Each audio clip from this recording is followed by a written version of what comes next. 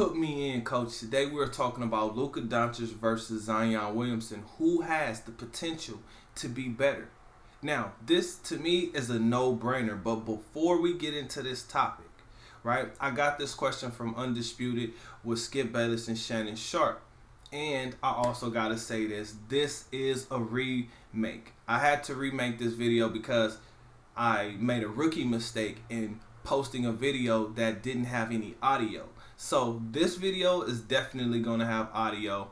And the last thing before we get into this, like this video, subscribe to the channel, hit that notification bell so you know when I drop the next video. Also, share this video because we're talking basketball here. So with that being said, let's get into this. So who has more potential?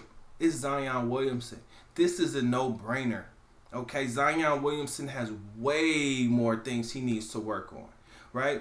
And the biggest glaring thing to me is Zion Williamson was just now given the keys to the offense at the end of his second season, whereas Luka Doncic was given the keys to the offense from the first day he was drafted. As soon as he was drafted, they meaning the Mavericks organization, knew what they wanted to do. The coach, the GM, and the owner were all on the same page. They all have a championship mindset. Whereas the Pelicans was thinking, let's win the draft, right? And you know how you win the draft? By being one of the sorriest teams in the NBA. But guess what? The Pelicans already accomplished that goal, and they got the number one pick. It was Zion Williamson.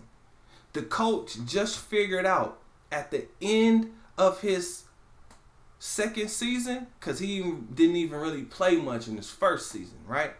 In his second season, he said, you know what? I think you could do more than just play bully ball. Well, I knew that. Based on what he did at Duke, based on his highlights from high school. I saw that he can make some pinpoint passes. I saw that he can actually handle the ball. He can actually dribble the ball pretty good. Now, is he the world's best ball handler? No, I wouldn't put him up against Kyrie, but he can get to where he's trying to go and actually cross you over, right? He can actually fake you out pretty darn good. But like I said, the issue is he just now got the keys to the offense, right? His coach just now really started to believe in him. So a better question would have been, well, who's better? Right? Because you have a better argument there. Now, it is Luka. Luka's better, but it's pretty close. Let's look at the numbers. 29 points, 8 assists, 8 rebounds. That's Luka Doncic. Zion Williamson, 27 points, 7 rebounds, and 3 or 4 assists. But he's doing all of that without the keys to the offense. He's doing that just playing bully ball. Luka Doncic has topped out. He is not going to get much better. And I think that's what a lot of people don't really understand about Luka Doncic. He's came in with a polished game, right? See, Kobe and Jordan, right? They learned pivots to extend their prime because it made the game easier. Luka Doncic, that is his main skill. He has some flash and flair to his game, but he's really a fundamentally sound player. Whereas Zion Williamson is a raw player. Raw meaning he's relying on his athletic ability to get him where he wants to go, which is to dunk on you or score somewhere around the basket. But as we all saw, he can knock down three-point shots. He just has to shoot them. Now, he can become a better playmaker. All he has to do is watch some tape on Draymond, Giannis, Ben Simmons, on and on and on, right? And he can actually improve that part of his game. He got Brandon Ingram out there, so he got a little bit of help. Now, I know LeVar Ball was mad because he wants the ball to stay in Lonzo Ball's hand, but Lonzo just passes to somebody, and then he goes and disappears somewhere behind the three-point line, right? We all thought that he would be throwing lobs to Zion Williamson, which he is, but we were expecting Lob City. You know, Chris Paul, and Blake Griffin. We were expecting that. That's not what's happening over there, right? Because, like I said, they don't have a championship mindset.